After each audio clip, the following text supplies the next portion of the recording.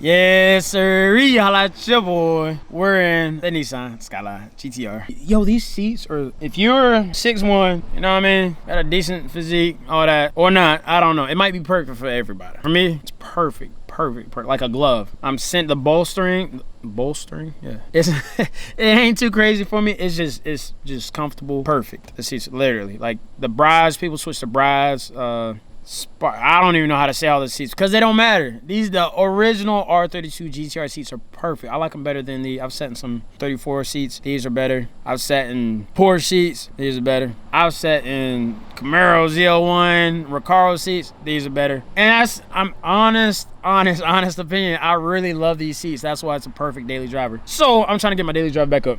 But today we got some crazy stuff going on, right? We got to get some parts made, some custom parts made because it's a custom build. But first, I need to put a trickle charger on my jet ski. The battery's been dead. I've been super busy, tied up with everything, and I haven't had a chance to take the ski out much. I've been out on the boat. Oh snap. I know y'all are seeing freaking triple. My lens is crazy. Hold up real quick. All right, that should be better. Boom, boom, boom, whoop, whoop, whoop. I've been busy, haven't had a chance to take the ski out like I do a lot, but been on the grind, getting to it, making things happen. But my battery's dead. Beautiful. FZR, supercharged. You know everything we got to have an adder on it. If it ain't got an adder, it better sound like it got an adder because she's lit. Got this nice HydroTurf seat I put on it. If you get an original one with the leather seats, they tear a lot. The battery's dead. She's up in here. It's got some HKS parts on it too. I mean, if you know a Honda motor, tell me what this look like. Your basic 4-cylinder Honda motor. And there's your charger up front. It's on the crankshaft. It's an HKS supercharger up front. Makes good power, really good power. Cause she be getting it. Got a good old trickle charger. Gonna set this on there for a few days, let it charge up. That way when we're out at the lake, she's gonna fire right on up. Dead batteries, no fun. I was going to a river down in, it might have been this year, St. John's, if I'm not mistaken. It's the river with all the alligators in Florida. I guess it's, I say that, I guess people from Florida are probably laughing right now if you're watching, because all the rivers in Florida's got alligators in them. So I got this charger. Pretty sure this is like a marine, like a boat.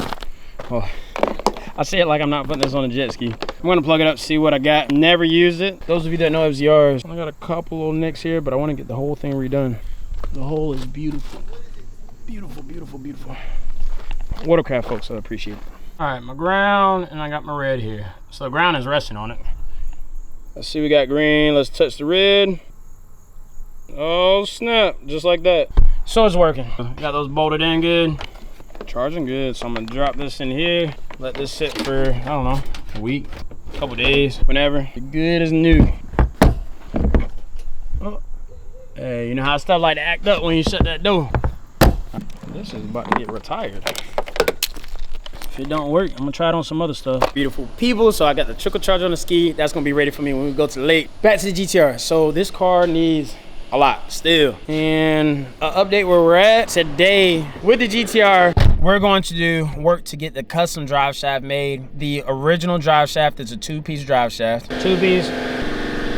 So this goes to the rear diff. This little CV joint. I don't know if that's busted or not, but. So as you saw there, that was a 2-piece drive shaft that comes originally on this 1993. I guess all 32s probably like that, maybe 33s. I'm really not sure. But I know one thing for sure, I'm not gonna try to modify and keep that one because it's not gonna hold up to the amount of power we're gonna make. Even if I could, you can make anything happen, as you can tell, as we're doing now, right? Making anything happen. But those drive shafts are only good up to like 600, 650 horsepower reliably until they start like wearing and tearing really quick and just kind of self-destruct. Because these cars, if you've driven one, ridden in one, you know one of the funnest things to do with the R32 GTR is launch it. You're gonna be in the clutch, you're gonna be on the gas, and then you go wide open on gas and you slip the clutch a little bit so it leaves and boosts. And it's it's crazy fun. I mean, anything stick shift, even, you know, from four-wheelers, dirt bikes, street bikes, launching something, the art, the craft of launching, it's a skill. Nobody's like, there are people amazing at it, but it's a skill that you have to learn. Nobody just hops in the car and launches it, right? Or to its the best of its capabilities.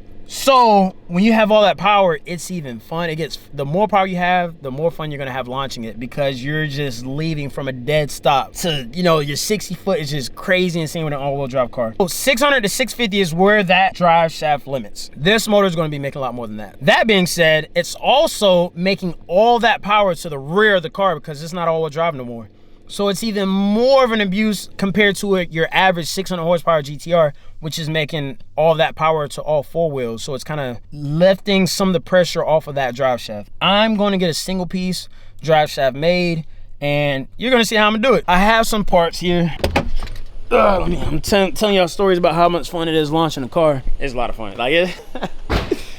Oh, it's a lot of fun. I should have, yeah. I know, I should have made videos to show y'all years and years and years ago when I was launching it everywhere. Red light to red light. Here we have a Sonex yoke, Sonex slip yoke for the T56. We also have a Spicer. Hey, help me out. Spicer? I know it's simple words here, but everybody got a bougie behind Hollywood way of saying things. But we have our Spicer U-joint.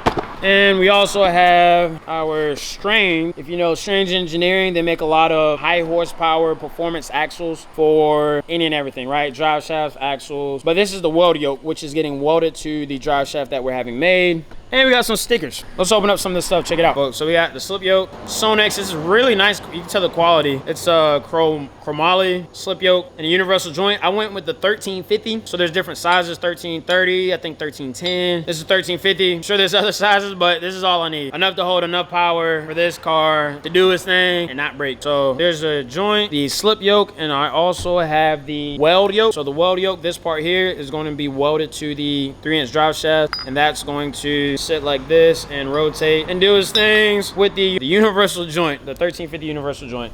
Got the Sonex slip yoke. Roll up on here. Slide this off. It's nice and greased up. Man, that thing pretty simple. She pretty. Slide this on here.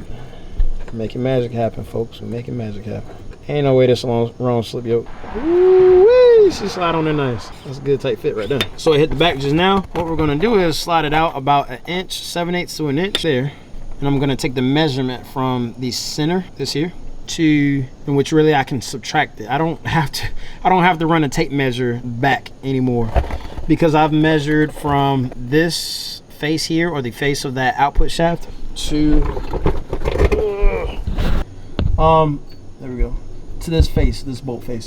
So that was 47.5. It is now 1 something in the morning, getting some footage finished up for you guys. I know this video is very similar to day 2 for those of you that have seen it. I made 2 separate videos because the first one was for, I was gonna go with the Driveshaft shop out of North Carolina, which I was going to, but I didn't. I ended up going with my local guy here. At first I was trying to go with him on getting this Driveshaft built, but he got sick and was out, and then it was like a whole time thing. So then I hit the Driveshaft shop up, and then he was back good, and I was like, all right, cool.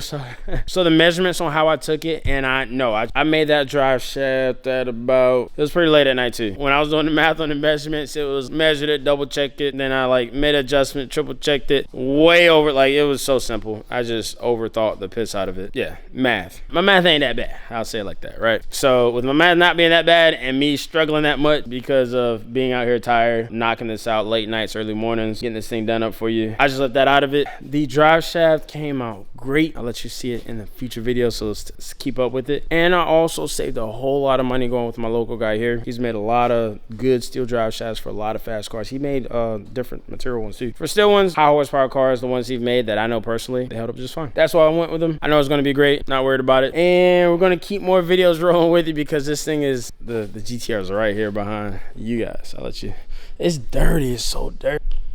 Like, ugh. Oh my goodness. It was outside, but moved to a new location. The old location, the old shop, actually flooded, and this is not gonna flood. It's a lot bigger, a lot more space. It's pretty cool. I'll give you a tour one day. Today is just not the day. Getting everything spun up. Well, folks, I hope you enjoyed the video. We'll see you in the next one. Stay tuned. Peace.